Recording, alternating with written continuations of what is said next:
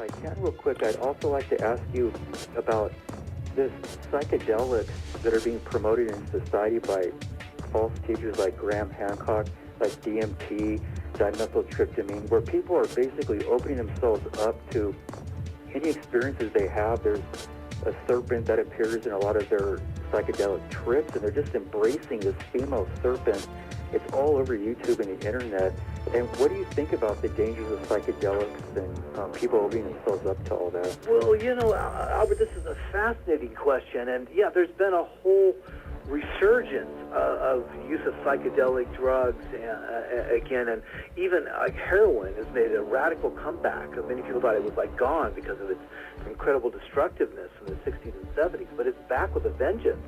And I think of LSD when I was younger, window pane, and various types of LSD were used, and people were taking trips. And yeah, as you're pointing out, there's a whole host of synthetic drugs and whatnot that are being used today, and it's the proverbial,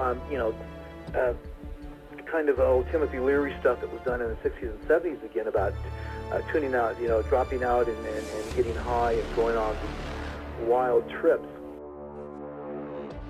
I've been an admirer of Aleister Crowley. I think that I'm carrying on much of the work that he started over 100 years ago, and I think the 60s themselves. You know, Crowley said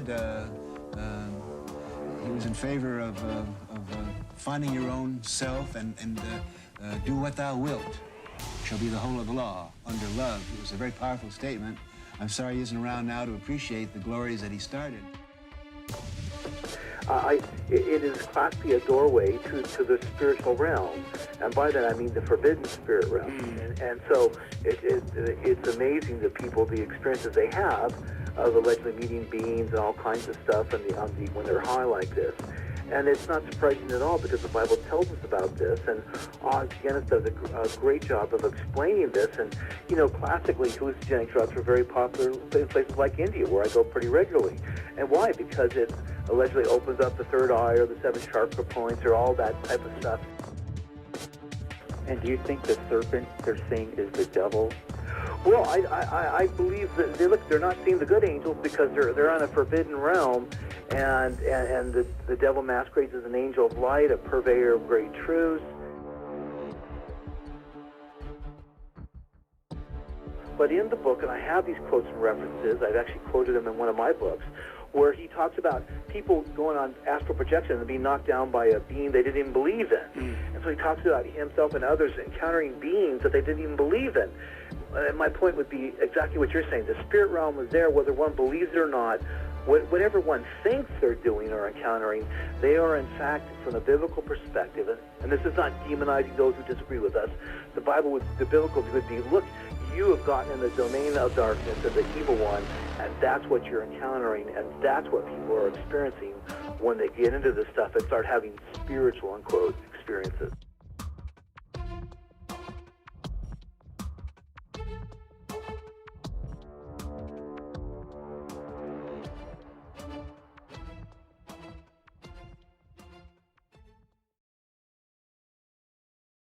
Council of 33, meaning he's not just a 33rd degree Mason, he's on the Council of 33. In Washington, D.C., there are 33 men that run world masonry, and it's called the Council of 33, and he's on it. And I said to him, I said, Cosmos, were you a 33rd degree when you talked with me a few years ago in Palm Springs? He said, yes. And I said, I don't understand what's going on here.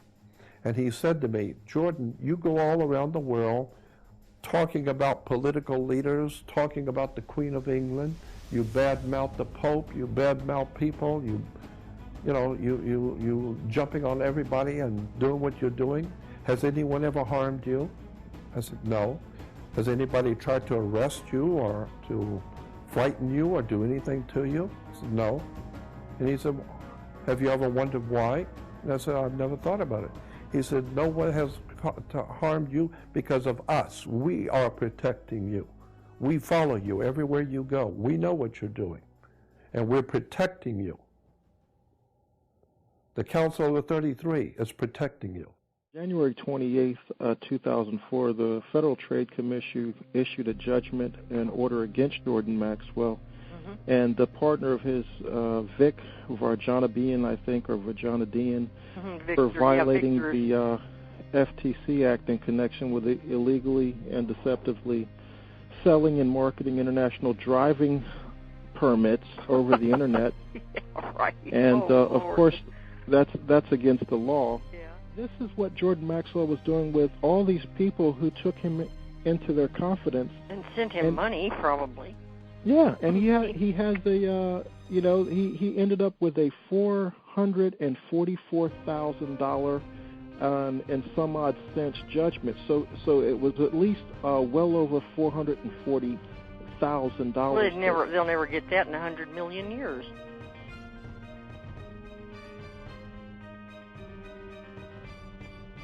Bible in Ephesians 6:1, Christians will remember that in Ephesians 6:1, let me bring it over here so you can see it. Not of this world. Yes, rulers of this darkness. We wrestle not against flesh and blood, but against principalities, against powers, against the rulers of the darkness of this world, against spiritual wickedness in high places.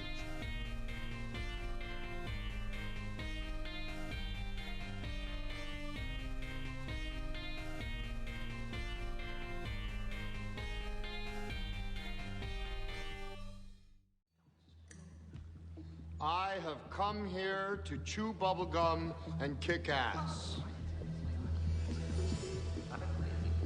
And I'm all out of bubblegum.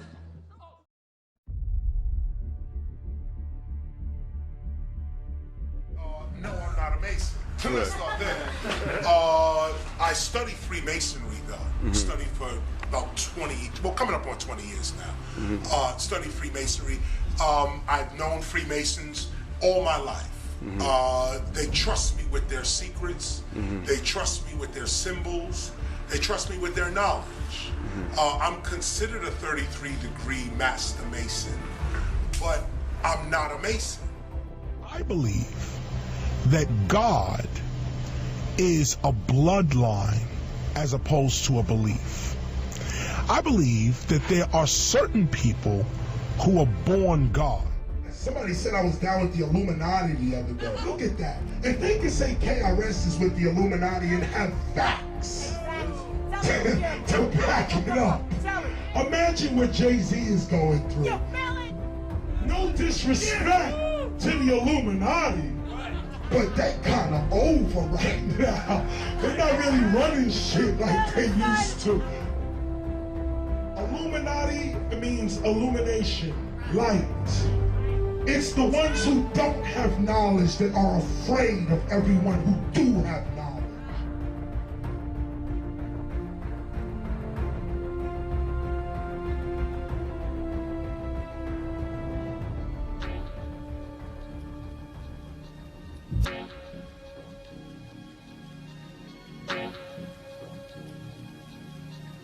One of the first things we gotta switch around, of course, is Jesus Christ and him dying on the cross.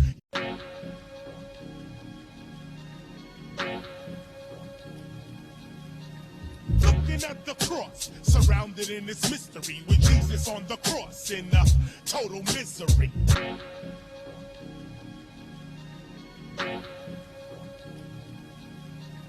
Listen up, God is intelligent. Reading up the Bible is irrelevant.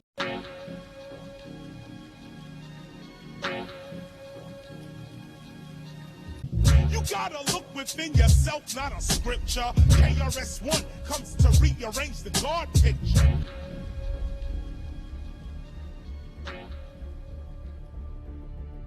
This is Rene Descartes. If you ever come across his name, this is Rene Descartes. This is a guy, 17th century philosopher. This is a guy who says, I think, therefore I am. Okay? This is his whole philosophy. He says, it doesn't matter what's real in the physical world. He said, if the mind can perceive it, it's real. We need to start calling God she. That messes up their whole psychology. That destroys the whole thing. Like, they can't operate on that level. We all come from women. We don't expect women, we don't expect ourselves. Damn, Alex, can you turn that camera the other way? All right, KRS, can I have one there on top? Yes. I gotta lose some weight. Good luck. You got me accurately, though. Man, my whole office is a fan of your stuff. And then I had some big British newspaper reporter on right after you. We fans of your stuff. And he was a big fan of you. Keep it up. I'm You trying. don't stop. I'm not, I can't. Hell, I'm just... You don't.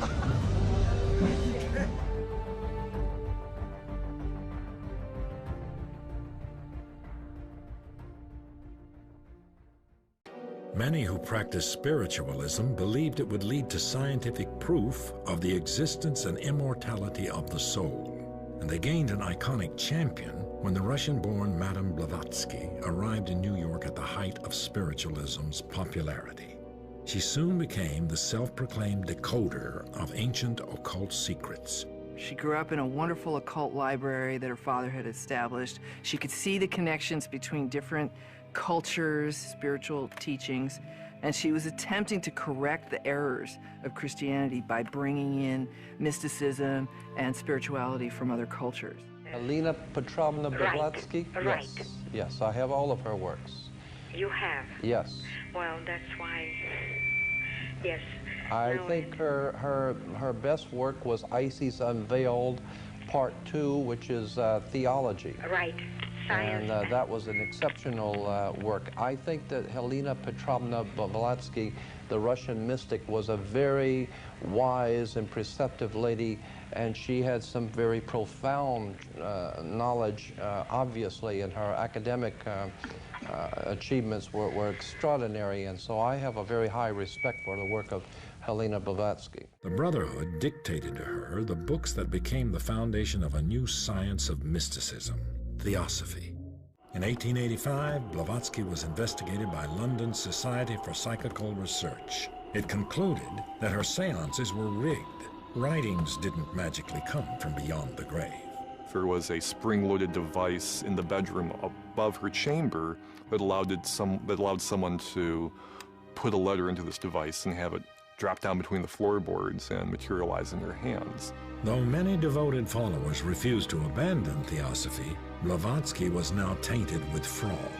She died soon afterwards. Her followers established a new headquarters in India where Theosophy thrived. We have some questions coming through in the chat room, and I want to make sure I ask some of these.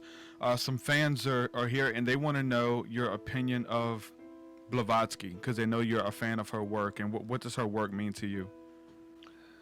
I'm not a fan of Blavatsky. Helena Petrovna Blavatsky? Yes, I have all of her works. But when I'm in front of an audience and somebody brings her up, intellectually, I know who she is. I've read her work, and so I am bright enough to understand what she was saying, where she was from, her culture, and what she was doing. Nobody said I loved her and I was following her, but I'm not stupid. I know exactly what she was doing. I know precisely what she was saying, and I understand it. And so I'm just trying to be honest. Well, the last time anybody was honest, they got nailed to a cross.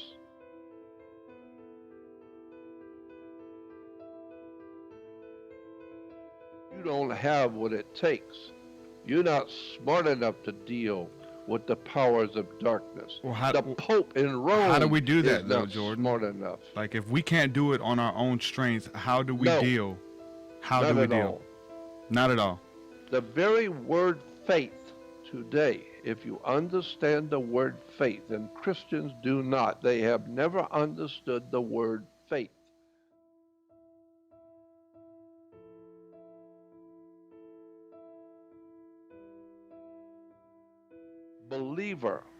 Believer means you don't know anything.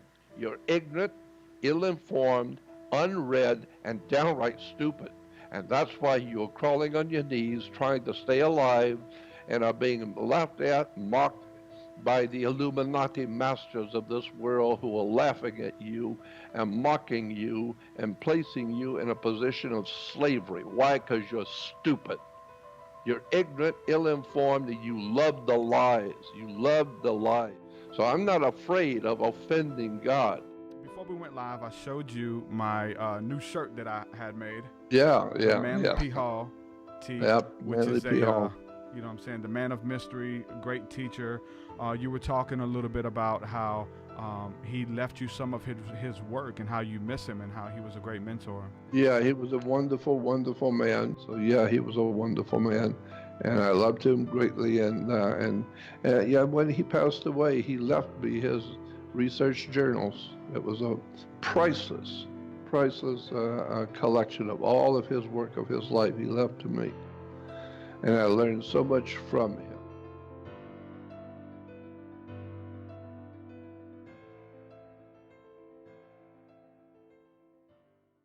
The Oscar winners give a press conference, and how to buy a sailboat as prime news coverage. I'm on it. What's wrong? All the sex and violence on the screen has gone too far for me. I'm fed up with it. Filmmakers like George Romero and John Carpenter have to show some restraint.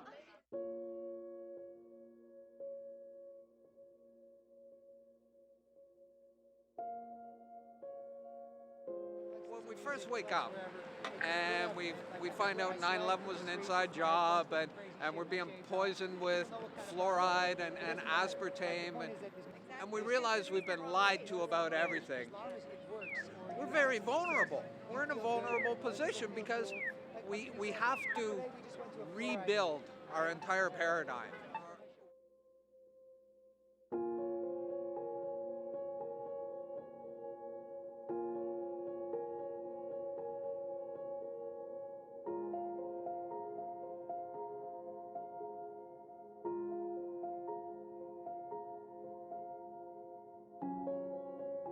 It's a very diabolical thing that's happening because, okay, there was a period when I was first waking up. Several years ago, I acquired all of Maxwell's and Tessarian's movies, and I listened to them, and I watched all their seminars, and like what they're saying sounded logical. And like I said earlier, we're vulnerable when we first wake up because we want alternative information, and anything that sounds good and appeals to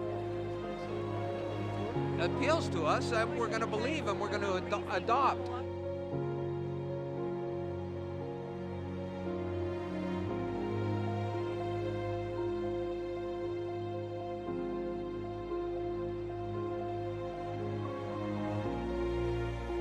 Man can no longer fall back on established religion as a sort of identity, a collective identity. And occultism is a sort of do-it-yourself God kit in whatever form it takes. And let's be clear, occult just means hidden. You're an occultist because you studied the occult. You're bringing it. You say, I'm an occultist. It just means we study the hidden. You have no idea how far deep this goes.